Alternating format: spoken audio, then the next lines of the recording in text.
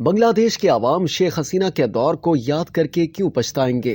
کن مسلم ممالک میں انقلاب کے خواب دیکھتے ہی دیکھتے عذاب بن گئے؟ انقلاب کی لہر کا آغاز کہاں سے ہوا؟ زبردست کالم۔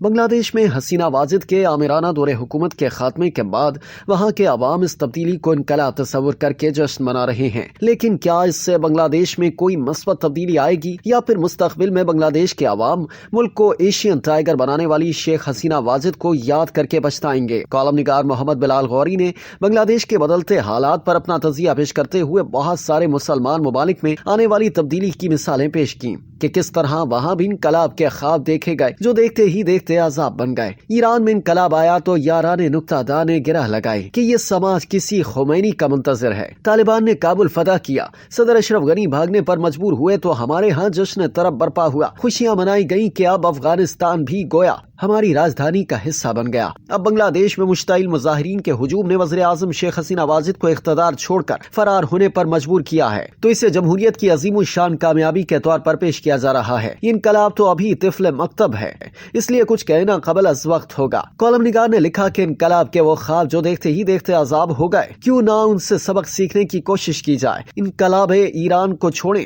ہم ماضی قریب کے تغیر اور تبدل سے یہ جاننے کی کوشش کرتے ہیں کہ قربانیاں دے کر لائی گئی تبدیلی کس طرح سراب ثابت ہوئی۔ 2010 میں عرب ممالک میں انقلاب کی لہر اٹھی جس نے دیکھتے ہی دیکھتے ایک ایسے سیلاب بلا کی شکل اختیار کر لی جو سب کچھ خس و خاشاک کی مانند بہا لے گیا۔ الجزائر اور لیبیا کے درمیان بحیرہ روم کے کنارے واقع ایک خوبصورت ملک تیونس سے اس تحریک کا آغاز ہوا۔ ایک تعلیم یافتہ نوجوان محمد بوعزیزی کو در در کی ٹھوکریں کھانے کے باوجود ملازمت نہ مل سکی تو اس نے فاقہ کشی سے تنگ آ کر سڑک کنارے چھاوڑی لگا لی۔ خوانچہ فروشوں سے بھتہ وصول کرنا عام سی بات ہے، مگر اس پڑھے لکھے نوجوان نے رشوت دینے سے انکار کیا تو ایک خاتون پولیس افسر نے سر عام اس پر تشدد کیا اور عزت نفس کو ٹھیس پہنچائی۔ اسی تذلیل اور تحقیر سے تنگ آ کر محمد بوعزیزی نے خود سوزی کر لی۔ کوئی نہیں جانتا تھا کہ اس نوجوان کے بدن کو جھلسانے والی آگ کے شعلے پورے خطے کو جلا کر بھسم کر دیں گے۔ حکومتی ظلم و جبر کے خلاف احتجاج کا نہ ختم ہونے والا سلسلہ شروع ہو گیا۔ ان پرتشدد مظاہروں کے نتیجے میں تیونس کے حاکم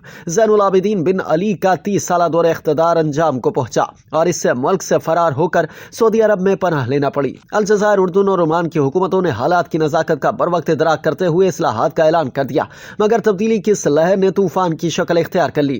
لیبیا، مصر، شام، یمن اور بحرین اس سونامی کی زد میں آ گئے۔ مصر کا تحریر اسکوائر عوامی احتجاج کا مرکز بن گیا۔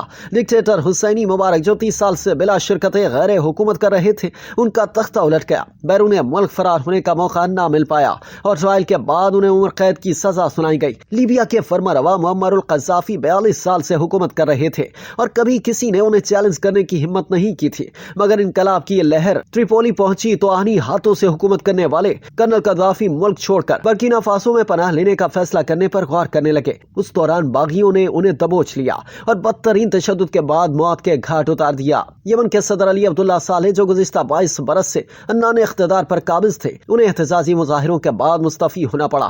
شام میں بشار الاسد کی حکومت ختم کرنے کی کوشش میں پورا ملک تباہ و برباد ہو گیا۔ تبدیلی کی اس لہر کو عرب سپرنگ کا نام دیا گیا، لیکن بعد ازاں یہ حقیقت منکشف ہوئی کہ جس سے بہار کی روز سمجھ کر خوشیاں منائی جا رہی تھیں، وہ تو خزاں رسیدہ موسموں کا ہی ایک روپ تھا۔ مصر جہاں حسنی مبارک کی رخصتی کو دیوار برلن گرنے کے واقعے سے تشبیہ دی گئی، وہاں ایسا جموں طاری ہوا کہ حالات پہلے سے بھی کہیں زیادہ بدتر ہو گئے ہیں۔ مصر کے لوگ سلطانی جمہور کی صبح خوش جمال کا سورج طلوع ہونے پر بہت نازا تھے، مگر جنرل سیسی نے مرسی کی حکومت کا تختہ الٹ کر ایسی خوفناک آمریت کی بنیاد رکھی کہ لوگ حسنی مبارک کے مظالم بھول گئے۔ لیبیا میں آج بھی افراتفری کا عالم ہے، بدامنی اور لاقانونیت کا راج ہے۔ لوگ قذافی کے دور کی معاشی خوشحالی کو یاد کرتے ہیں۔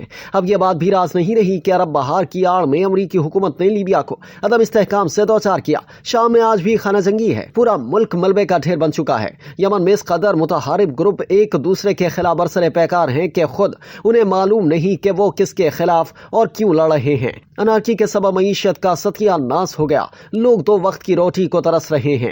محمد بلال غوری کالم میں مزید لکھتے ہیں کہ تیونس وہ واحد ملک ہے جہاں عوامی احتجاج کے بعد کسی حد تک مثبت تبدیلی آئی، لیکن اب اس کی بساط بھی لپیٹ دی گئی ہے۔ زین العابدین بن علی کی رخصتی کے بعد وہاں دستور ساز اسمبلی وجود میں آئی، نیا آئین منظور ہوا، ملک جمہوریت کے سفر پر گامزن ہوا ہوا، لیکن 2019 میں صدر منتخب ہونے والے قیس سعید نے نوزائیدہ جمہوریت کا گلا گھونٹ دیا۔ جولائی 2021 میں انہوں نے ایمرجنسی نافذ کر کے بیشتر اختیارات اپنے ہاتھ میں لے لیے۔ فروری 2022 میں عدلیہ کے ارادے سپریم کونسل آف میجسٹریٹس کو ختم کر دیا اور مارچ 2022 میں پارلیمنٹ تحلیل کر دی۔ پھر ایک نیا آئین تیار کیا اور جنرل ضیاء الحق کی طرح بوگس ریفرینڈم کے ذریعے اس کی منظوری لی گئی۔ فروری 2023 میں انتخابات کروائے گئے، عوام نے بائیکاٹ کیا، ٹرن آؤٹ محض 12% رہا، مگر قیس سعید دوبارہ منتخب ہونے میں کامیاب رہے۔ لوگ اب بھی بے روزگاری سے پریشان ہیں۔ بو عزیزی جیسے نوجوان نوکریوں کی تلاش میں ہیں اور رشوت کا رجحان پہلے سے کہیں زیادہ ہے۔ آخر میں کالم نگار نے بنگلہ دیش میں آنے والی تبدیلی پر تجزیہ پیش کرتے ہوئے لکھا کہ بنگلہ دیش میں بھی مشتعل ہجوم کے ذریعے جو تبدیلی آئی اسے خوشگوار قرار نہیں دیا جا سکتا۔ شیخ حسینہ واجد کا آمرانہ طرز حکومت اپنی جگہ، مگر ان کے دور میں جس طرح معاشی ترقی ہوئی اور بنگلہ دیش ایشین ٹائیگر بن کر ابھرا، میرا خیال ہے تبدیلی کا بخار اتر جانے کے بعد بنگلہ دیش کے عوام اسے یاد کر کے بہت پچھتائیں گے۔